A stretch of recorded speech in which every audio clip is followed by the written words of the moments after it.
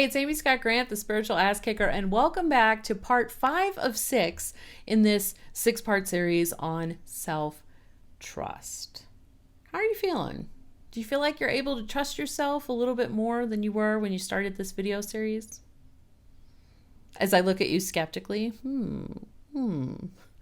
I hope that you are. If you've been taking the guidance I'm giving you, you should start to really notice a difference.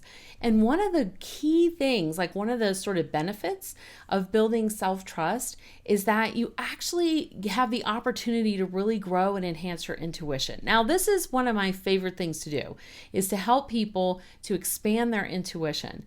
But I'll tell you, if self-doubt is running high, it is damn near impossible to grow your intuition, because you'll get these little hits, you'll get these little nudges, you'll get these little bits of information, and you'll dismiss them, right? You'll say things like, that can't be true, or I think I just made that up, really, or I hope that's not true. What am I going to do with this information now that I have it? Or that seems too far-fetched, that seems too unreal. You'll say things like, oh, I just watched a documentary on this a few days ago. That must be where I'm getting this from. Hello?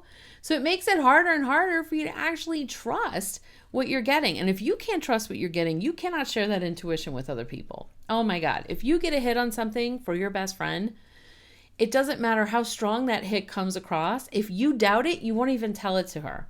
Have you ever not told someone something and then somehow their life was less enhanced by it?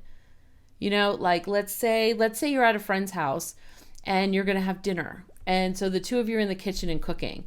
And she puts her glass down. Maybe it's wine, maybe it's water. Depends on what kind of evening you're having, right? But she puts down her glass. And as she puts it down, you have a thought like, oh, that glass is going to get knocked over. Or that's not a good spot for that glass. Or, you know, it could even be like, oh, that glass is too close to the edge. But you don't say anything because maybe you don't want to look like a nag, or you don't want to look paranoid, or she says you're constantly nitpicking, or you just don't want to sound stupid, or you think, I'm just being paranoid, right? Everything's fine. Then what happens? Oh, the thing's flaring up. She turns around to get off the stove. Crash! Broken glass everywhere. And of course she has a nice house, so you're not wearing shoes. So you're barefoot. So now you got glass all over the floor. Okay, I'm embellishing a little. But you get the idea, right? Like you got that intuitive hit and you brushed it off for whatever reason. If you don't trust it, there's no way you're going to share that information for someone else. And if you dare to say something after the fact, right? Like after you clean up the glass, if you're like, man, I had this feeling that glass was going to break, she's going to be pissed. She'd be like, really? Why didn't you say something, dumbass? Hello? She might not. Depends on how good friends you are. If you're really good friends, she'll probably call you a dumbass and say, why didn't you say something? You know, that was my favorite glass, or we wouldn't be cleaning up glass right now, or whatever. Or that was the last glass of wine, or whatever. So if you don't trust it, no one else is going to trust it. You're not going to share it with anyone else. So your intuition can really be impacted by self-trust.